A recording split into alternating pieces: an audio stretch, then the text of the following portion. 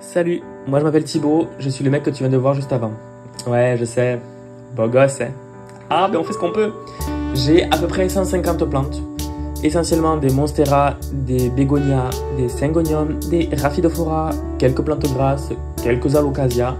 J'ai 30 ans à peine et je te présente dans mes vidéos l'entretien que je fais sur mes plantes, les rempotages et tout est quanti. Je te laisse découvrir ma chaîne, n'hésite pas à t'abonner. Rejoins-nous, allez, go!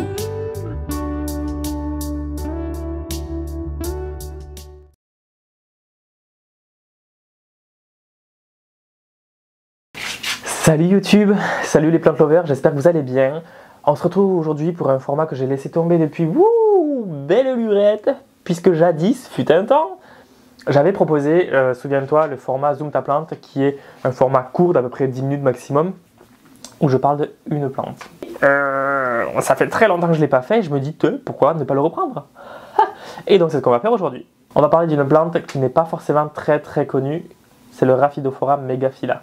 Le Rhaphidophora megaphylla est un, comme son nom l'indique, Rhaphidophora qui fait partie de la famille des Aracées, comme les 90% des plantes que j'ai ici. Étonnant! C'est une plante, comme tu le vois, qui fait des feuilles assez grosses. Et dans son milieu naturel, elle peut faire des feuilles, allez, je dirais 5 voire 6, 10 fois plus grosses que ça. Alors je ne les ai pas vues dans le milieu naturel, parce qu'il faudrait que j'aille péter dans les forêts tropicales de pays très lointains. Et non. Voilà. Donc, c'est une plante feuillage assez épais, tu le vois. Je pense que tu peux le deviner quand même, rien que visuellement. Et qui ne se perfore pas quand elle est adulte. Non, elle fait juste des feuilles de taille colossale. Je te mets une photo maintenant. Tu vas comprendre, quand je dis colossal, ce que veut dire le mot colossal. Hein. Donc, avant de faire cette vidéo, j'ai bien évidemment fait quelques recherches et je t'avoue, j'ai pas trouvé grand chose. C'est pas une plante qui est très demandée ni très répandue. C'est pas non plus une plante rare, mais c'est pas une plante qu'on voit partout. D'où le fait, je pense, qu'il n'y ait pas beaucoup d'informations au sujet de cette plante-là, ce qui est fort dommage. C'est une plante qui est originaire de Chine et d'Indonésie, déjà. Alors après, si mes informations sont fausses, il faut que vous vous en preniez, pas à moi, au site. Voilà, sur lesquels vous pouvez trouver les informations, parce que c'est des sites accessibles à tout le monde. Hein. C'est une plante qui, d'après mes recherches, peut faire 40 mètres de haut. 40 mètres. Déjà que les Monstera deliciosa, ça fait 20 mètres. Je ne suis pas vraiment sûr que ça puisse faire 40 mètres de haut. Après, j'ai vu des photos où ça colonise un arbre, mais je ne sais pas si ça vraiment peut faire 40 mètres de haut. J'en ai quelques réserves quand même. Hein. Voilà, mais par contre, je sais que ça ne se perfore pas quand c'est à taille adulte. Pas comme plein de Monstera ou de Rhaphidophora. Si j'ai bien trouver les bonnes informations, elle pousse en altitude entre 680 mètres et 1000 mètres d'altitude à peu près. Concernant l'entretien, c'est une plante de l'intérieur basique. Une bonne luminosité mais pas de soleil direct, une bonne humidité, ouais, mais surtout au printemps-été. Là en automne-hiver, elle n'a pas forcément plus d'humidité que ça et ça va très bien. C'est une plante qui peut être soit rampante d'après les photos que j'ai vues, soit grimpante, toujours d'après les photos que j'ai pu voir. Et elle se comporte exactement comme les autres Rhaphidophora. Si jamais elle fait des grosses racines aériennes. Et donc, je vais bien évidemment lui mettre un tuteur. Alors, je n'ai pas de tuteur disponible, donc pour le moment, je vais la laisser dans ce substrat-là, qui est le substrat de jardinerie. Je sais, précédemment, dans une ancienne vidéo, je t'avais dit que le substrat de jardinerie n'était pas top, mais je précise que j'ai quand même, sans vouloir me la péter, j'ai quand même quelques connaissances en plantes, et je sais à peu près comment les gérer, surtout quand c'est des plantes qui viennent de jardinerie, je sais comment m'en occuper. C'est pour ça que pour le moment, je la laisse dans ce substrat. Et je vois que les racines, elles sont au fond, donc oui. Donc une des premières plantes que je vais rempoter au printemps, ce sera le Rhaphidophora megaphylla. Il y a plein de variétés de Rhaphidophora. Je t'en ferai une vidéo si tu veux. Mais j'ai 4 ou 5 variétés.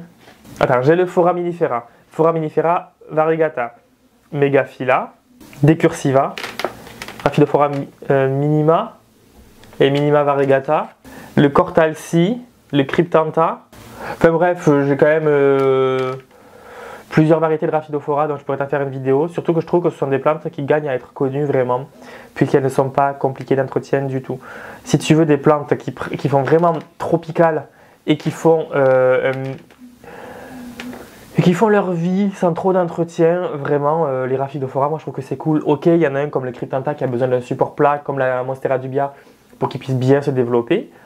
Mais à part celui-là, en vrai, moi je trouve que c'est des plantes qui gagnent vraiment à être connues, quoi. Donc le Rhaphidophora megaphylla, que j'ai eu à Jardiland Porté, rue d'Espagne, là où je travaille. C'est génial! Franchement, c'est une plante trop bien. Et pour le moment, sans te mentir, je l'ai eu à Noël, mais on l'avait depuis plusieurs semaines au travail. Ça n'a pas connu un franc succès, d'ailleurs je ne comprends pas pourquoi. Mais je l'ai laissé, vraiment je l'ai laissé au sol, là. Sachant que là, je l'ai juste déplacé un petit peu les étagères.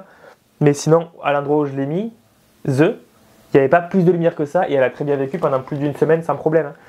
Donc c'est une plante qui peut vraiment s'acclimater chez vous. Regarde-moi ces feuillasses, oh là là. Trop bien. Donc, pour le moment, j'en sais pas plus sur cette beauté. Mais en tout cas, j'ai hâte de lui faire sa première feuille à la maison. Je te montrerai dans les prochaines vidéos, bien évidemment, son évolution. Mais toujours est-il que les Rhaphidophora, c'est génial. Et le Rhaphidophora megaphylla, si tu aimes les feuilles énormissimes, qui ne se perforent pas forcément, ben, le Rhaphidophora megaphylla. Regarde ma tête à côté. Hein. Attends, bah, je laisse tomber ça. Et voilà. Je te laisse sur cette image à côté du Rhaphidophora et je te dis à très bientôt pour une prochaine vidéo. Ciao.